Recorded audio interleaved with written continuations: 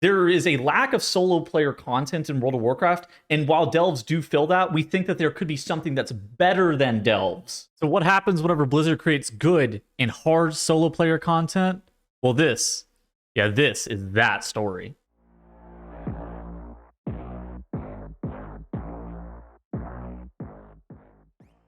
So, The War Within has had delves. At the top of the difficulty spectrum, there have been challenge bosses with question mark and question mark difficulty.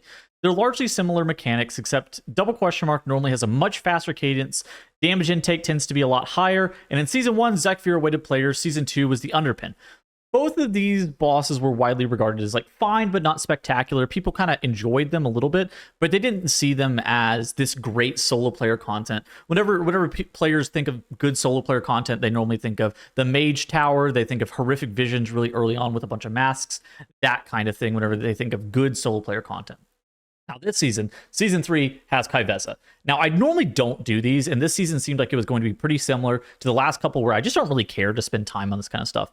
However, this season, Blizzard has unlocked delves and M0s early, which gives me some free time on my hands without a heroic week attached to it, no Mythic Plus really to do, not a ton going on the first week of Season 3. And I didn't really care to do Ky'veza until I got a DM from my Guildmaster Sense. And I got a DM of a YouTube video of him killing Ky'veza, and then a link to a Twitch stream of a friend of ours named Sin, who was, I would say, struggling to kill Ky'veza. Struggling would be an understatement. He was struggling a lot to kill Ky'veza. Sin convinces me that it's going to be great content, and that someone did it as a Shadow Priest, so he's assuming that kind of anybody can do it. And I have a couple free days prior to the season launching, so I decided that I'm going to mess around with it on stream for a couple hours, since there really isn't more than a couple of hours of content this week. Much to my mother's dismay, I could have been a lawyer or a doctor.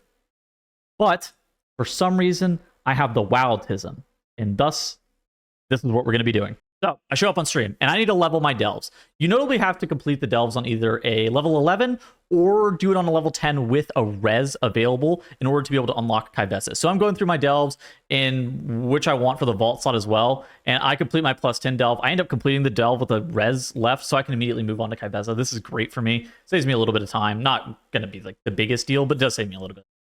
And I'm trying to figure out what spec I'm going to end up playing. So word on the street is that Guardian with DPS Bran is supposed to be the easiest for Druid.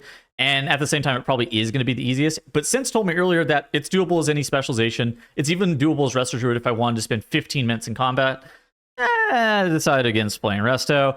I think about playing Bear Druid, but people in my chat are antagonizing me and basically telling me that I should play Moonkin. And I decide, Moonkin's probably fine. Bear's likely to be easier, probably not going to be that much easier.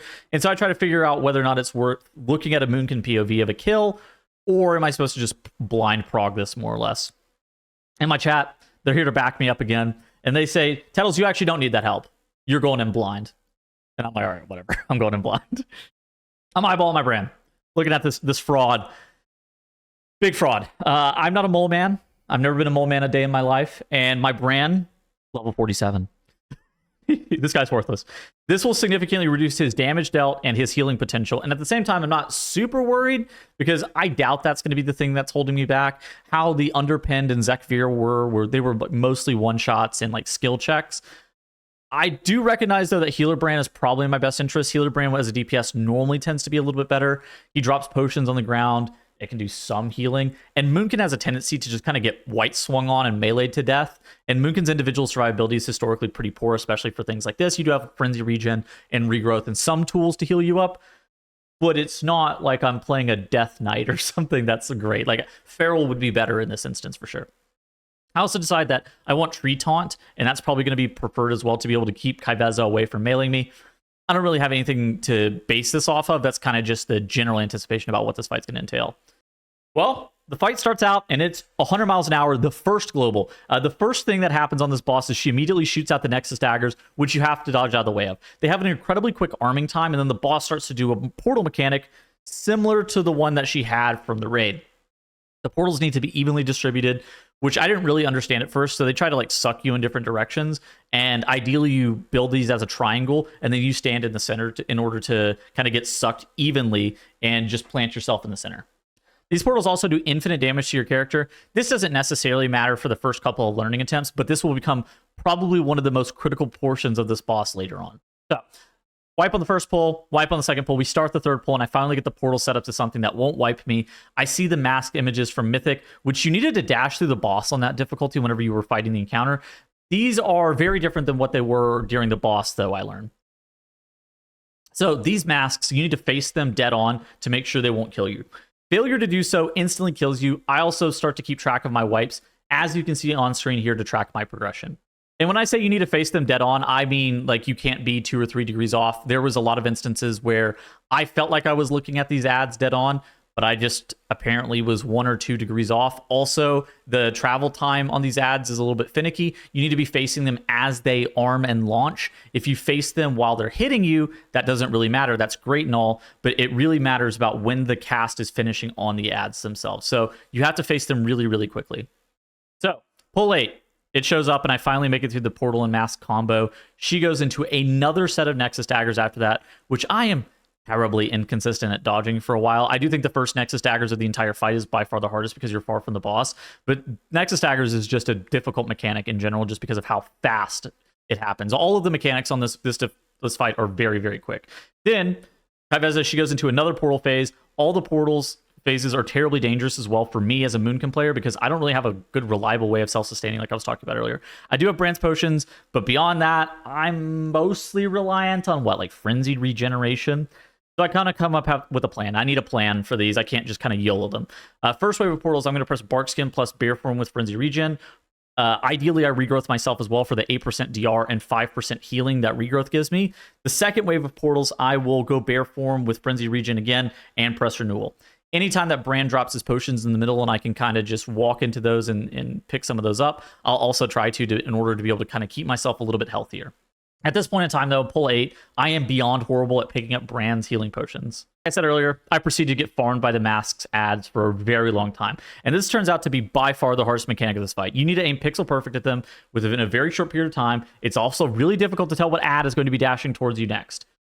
And again, like I said, whenever they hit you, it can feel sometimes like you're looking at them, but sometimes apparently you are, like the game disagrees. And we keep on kind of chugging along and just kind of figuring out the vibes and trying to figure out the cadence of the fight. And then my chat, I get told something 18 pulls into the fight about the ads. Apparently, there's supposed to be an outline on the ads. The outline is supposed to alert you on which ad is going to be dashing you next. It's supposed to appear no matter where you're facing, including through the boss's hitbox herself. And I had felt like maybe my vision was going or something like that, and like I couldn't figure out like what was wrong. Maybe I am just my APM is pretty low. My mechanics, I'm like an old man, even though I'm only 28. I got the mechanics of a 45-year-old father, and I feel like I'm straining my eyes to try to see the dash lines the entire time. But apparently, there's another indicator that I didn't even have. But I didn't come through the graphic settings because I didn't realize how big of a deal this was. I do, however, check to make sure that I'm not colorblind because my chat was making fun of me. So, the colorblind allegations, those were defeated, but I still can't see the ads outlined.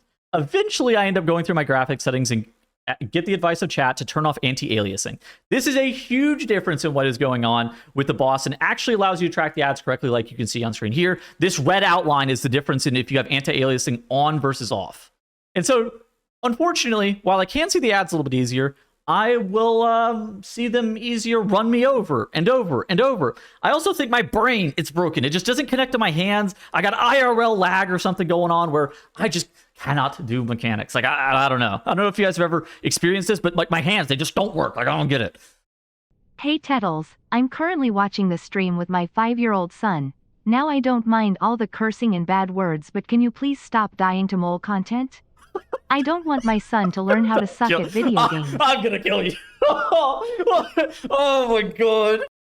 And after these words of encouragement, I finally make it to the final mechanic of this boss, the shell minigame, where you need to track where Ky'veza dashes to. This actually isn't too bad of a mechanic, considering literally every other mechanic on this fight. I know it's a little bit flashy as she's dashing around, but I found the tracking on the shell minigame to be quite easy compared to Nexus daggers and the masked ads that you have to deal with this entire fight. So now I'm 40 pulls deep, and I've seen all the mechanics for Ky'veza that you're ever going to need. It goes Nexus daggers into Nether Rifts, into ads, Nexus daggers again, and then it drops another rift set. You go ads once more, Nexus daggers, and then the shell game, and that is it. It is just those 4 mechanics over and over and over again. and the boss gains a stacking damage amp every single time she comes out of the shell game, stacking up over time, making the mechanics hit harder and harder. This is where most players kind of accelerate their progression, and they just need to repeat phase 1 over and over again until the boss is dead. However, unfortunately, my progression is anything but linear. It takes me 10 more attempts to get back to the shell game, where I improve on my previous best and get the boss down to 75% HP before failing to the masks again. And for some reason, my chat also keeps antagonizing me, telling me that I should turn on the 1-button rotation so I can focus on mechanics. So I got some real haters out there. And as a challenge that started out to being something that was supposed to be a for fun one afternoon challenge, it has defeated me. I'm on window watch now. I will not whiff my bark shit. I'm gonna. All right, I'm done. I'm so fucking. I'll be back tomorrow. Nah. I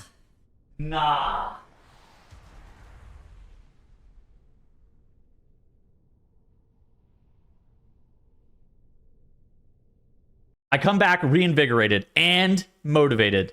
And on day 2, I expect to spend a couple hours on this boss and kill her by pull 100. That seems about right. You know, I've seen all the mechanics.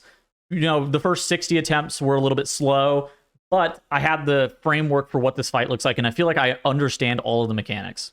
Okay, so I might have severely overestimated my own ability. My consistency on this boss is still just horrible. I'm inconsistent with the daggers and with the mask mechanic, and that has to be 95+% of my wipes. The other 5% can maybe be attributed to not healing myself enough during the portal phase or messing up the shell game occasionally. And at some point, I kind of decide that the mask mechanic is the most insanely difficult thing to deal with. So I'm going to start taking this boss a lot slower, and that's going to be more beneficial for me. Some people have killed this fight incredibly quickly, like as fast as 7.5 minutes or something like that, and they're just DPSing through it. I am unfortunately not mechanically inclined like those people are. I suck. And what taking this slower for me means is, like, during the mask phase, I'm just going to elect to go bear form and AFK looking at them. I'm not going to worry too much about getting my 5 globals of 0 DPS dot refreshes during this phase. This is a pure mechanics check. Same thing kind of goes for portals, where I need to respect the portal mechanic a lot more, and I just stop trying to eke out any last bit of damage, and I decide that just making sure that I'm going to be as consistent as possible, going into bear form every single time and not disrespecting the mechanics is going to be beneficial. And eventually something magical happens. I become more consistent with this over time. It doesn't happen all at once. Again, like I said earlier, progression isn't linear, but I'm starting to get through the masks more consistently. And by pull 102, I finally take my previous best of 70% that I had been sitting on all day, and I drop it all the way down to 50%. I'm able to play for around 6-ish minutes of this encounter, and it's going to be a doozy. It's going to be an incredibly long encounter, and I have to buckle down and be able to play perfect for an extended period of time. So eventually everything comes together, and on pull 119, I have much better progression than I have had for the entirety of today.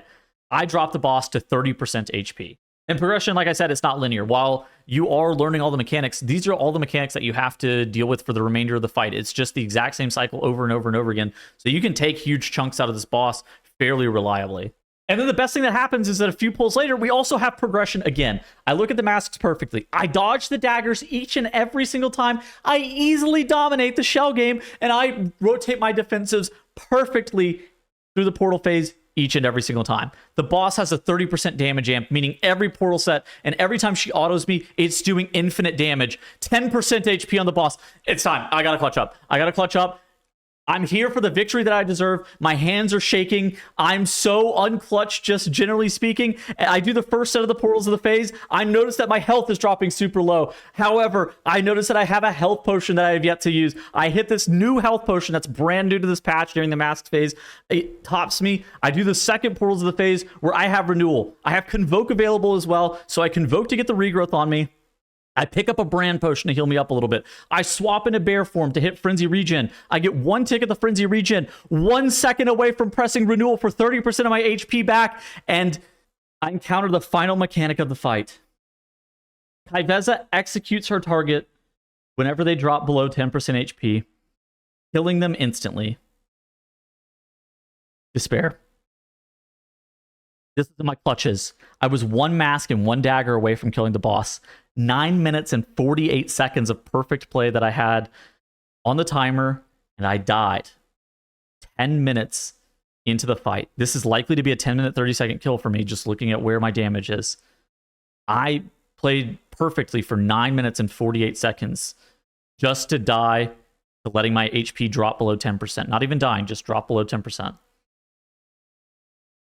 I am so hyped, though. Adrenaline is rushing through my veins, and the end is in sight. I was shaking. Genuinely, I was shaking whenever this happened.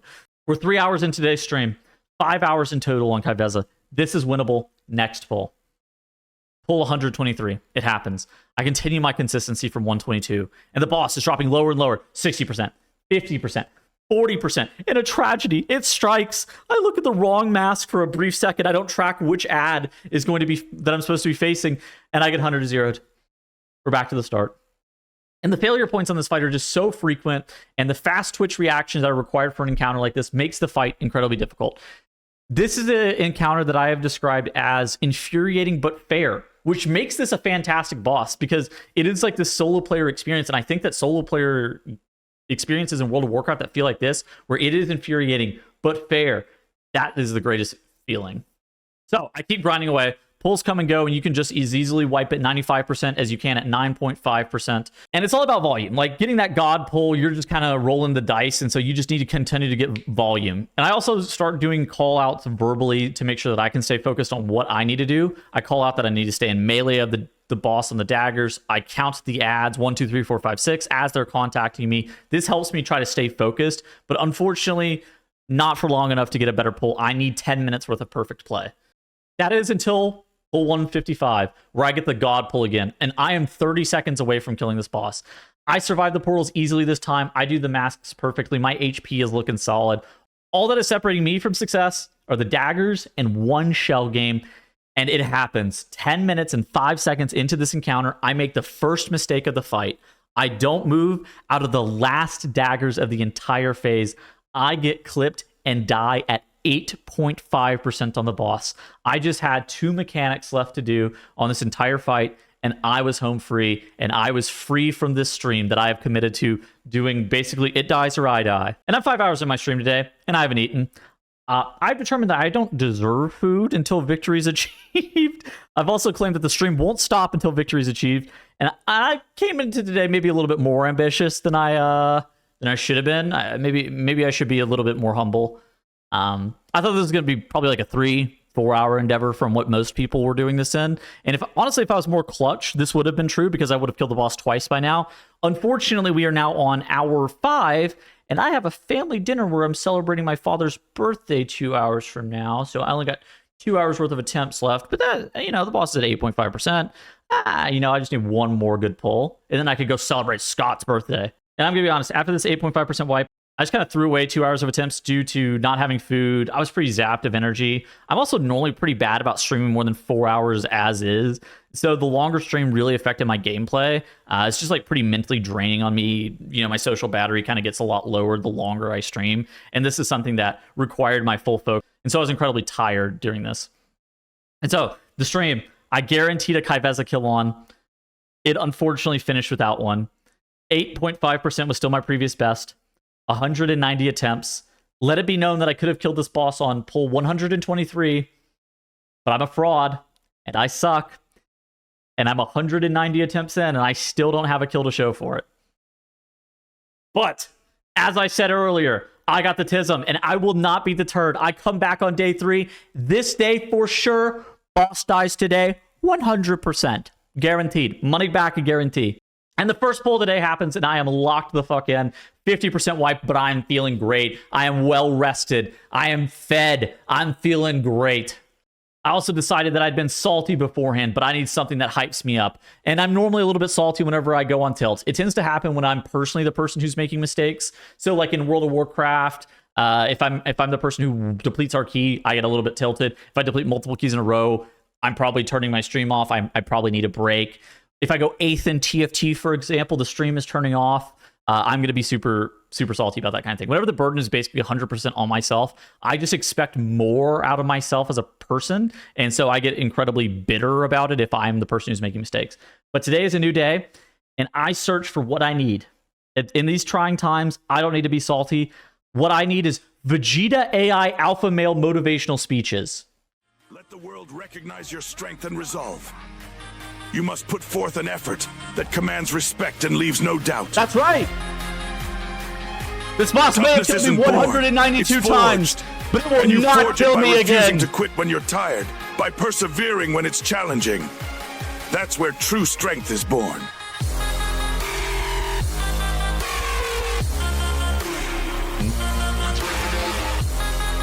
People fail because they give up when things get tough. You must push through. If you want success, you must fight. Unfortunately, while Vegeta is yelling at me, I encounter a problem. The server has gone down for maintenance. IDC. Now, should I have checked to see that the servers were going down for maintenance before I started my stream today? Yes. So that's on me. However, it was very unfortunate that it happened while I was listening to Vegeta telling me that I could do it. It's all good. We take a little bit of an intermission. We sit around for 30 minutes and we talk about Tazvesh hard mode and random stuff. And the servers come back, and I listen to more alpha male AI motivational speeches. This is exactly what I need. I need the hope. I need the motivation. I will be the best. I will overcome this challenge that it faces me. Is that the thing? Or is the thing that's stopping you? You. Excuses sound best It's me. to the person that's making them up. Stop feeling sorry for yourself. I gotta stop feeling sorry for myself. Party. Telling everybody your sad and sob stories, trying to get people to show up to your pity parties and your pity parades. If you ever see me in a Rolls Royce, a 6 or 7 star. And polls continue. 8% previous best. And I feel great today. I am hyped to kill this boss. 199 wipes. Pull 200, it has arrived. I thought this boss would be dead before 100, I'm going to be honest. And pull 200, it's a heater. 40%, 30%. I'm rotating through my defenses perfectly. I'm better about picking up the brand potions. The masks, those are piss easy. Those are less of a challenge for me now. This fight is 100% scripted, and I am ready for the challenge ahead of me. 5% HP. The boss goes into the final shell game. Boss comes out of the final shell game, and I drop trees. I press my final set of cooldowns. Celestial alignment has been pressed, and I am chunking the boss. 1%. Nexus dagger cast starts. I dodge left, and Ky'veza falls.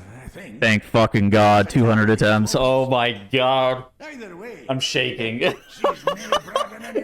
Oh my God, we did it.